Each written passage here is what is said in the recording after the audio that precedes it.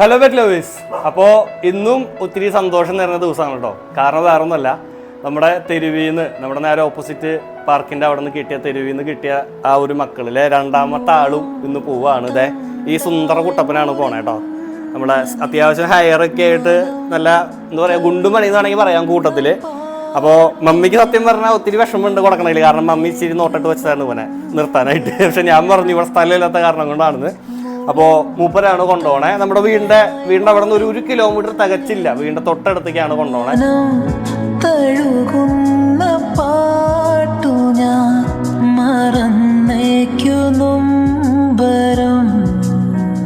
ഒരു കുരു